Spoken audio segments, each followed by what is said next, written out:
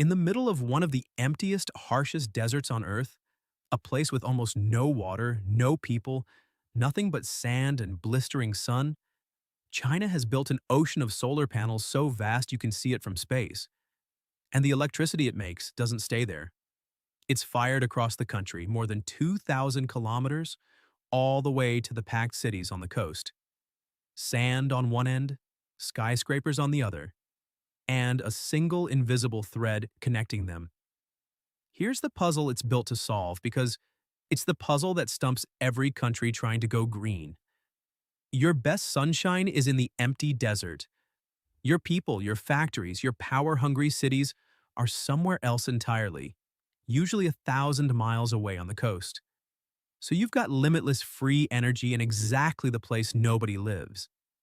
Getting it from there to here without losing most of it on the way is one of the hardest problems in clean energy. And China has thrown a staggering amount of engineering at cracking it. So, in the next few minutes, I'm going to show you three things: the almost unbelievable scale of what China has built in its deserts, the invisible high-tech backbone that carries that power across half a continent, and the clever trick they're using to keep the lights on even after the desert sun goes down. Most people have no idea any of this exists. You're about to. If you like massive engineering most people never hear about, hit subscribe. It genuinely keeps this channel alive, and that's the only time I'll ask. Let's get into it. Let's start with the scale because it's hard to even picture. China calls them megabases, gigantic wind and solar complexes built across its northern deserts, in places like Inner Mongolia and Xinjiang. Not solar farms. Solar bases, each one the size of a small country's entire power supply. One single installation in the Gobi Desert hit 3.5 gigawatts of capacity. For a while, the largest solar farm on the planet, built for over $2 billion with more than 20,000 workers on site during construction. And that's one base. The full plan across all these desert projects aims for something like 450 gigawatts of clean power. Let that number sit for a second.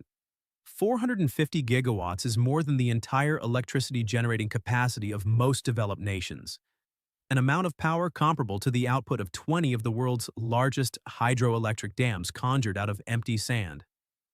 By the end of 2025, China's wind and solar capacity had, for the first time ever, overtaken coal.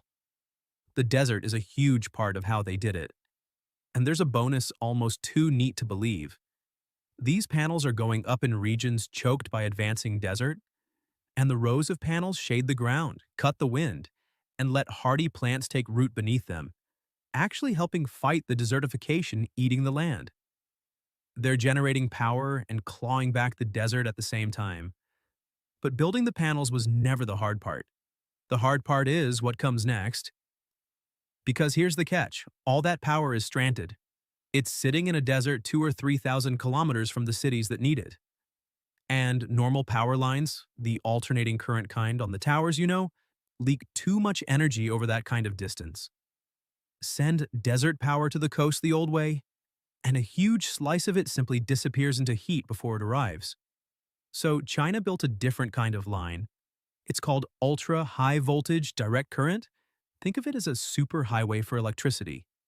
By cranking the voltage up to extraordinary levels, lines running at 800,000 volts and beyond, and using direct current instead of alternating, these links carry enormous amounts of power across vast distances while losing remarkably little on the way. China has become the undisputed world leader at building them, stringing these giant arteries clear across the country. Follow one and the scale lands. There's a line built to carry power from a desert base in Xinjiang all the way to Chongqing and Sichuan, deep in China's populous interior, delivering around 36 billion kilowatt hours of electricity every single year. That's the heartbeat of the whole system.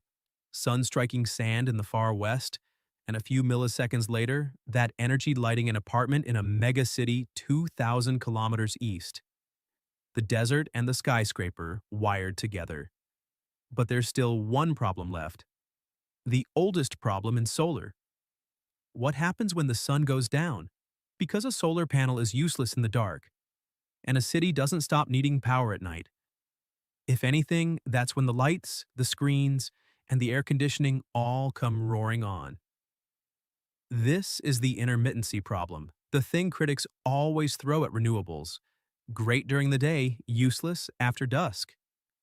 China's deserts are now attacking that head on, and one method is beautifully old school. It's called concentrated solar power.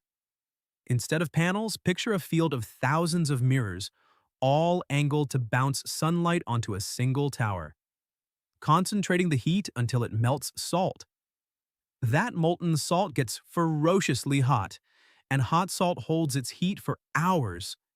So when the sun sets, the plant keeps pouring that stored heat into a generator and keeps making electricity.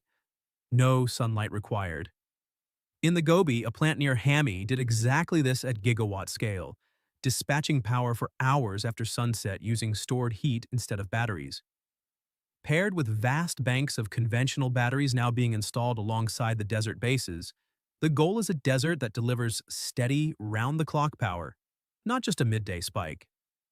Now, to be straight with you, this doesn't erase intermittency completely, and many engineers think cheap batteries will end up doing most of the heavy lifting. But the direction is clear. The desert is learning to keep the lights on after dark. So here's where it leaves us. In some of the most hostile, empty land on the planet, China has built oceans of silicon that turn raw sunlight into power, laced the country with invisible high-voltage arteries to carry it thousands of kilometers, and is teaching that desert power to keep flowing long after the sun has set, all to feed cities that most of those panels will never be anywhere near. It's one of the largest energy undertakings in human history, unfolding mostly out of sight in a place almost no one will ever visit. Sand on one end, a glowing skyline on the other, and a thread of engineering tying them together. If that reframed how you think about where a city's power actually comes from, subscribe. This is exactly the kind of hidden machinery I dig into. So here's my question for you. Is this the model the whole world should copy? Pave the empty deserts with panels and ship the power to the cities? Or is putting that much of a country's energy thousands of miles from where it's used a gamble waiting to go wrong? Tell me what you think in the comments.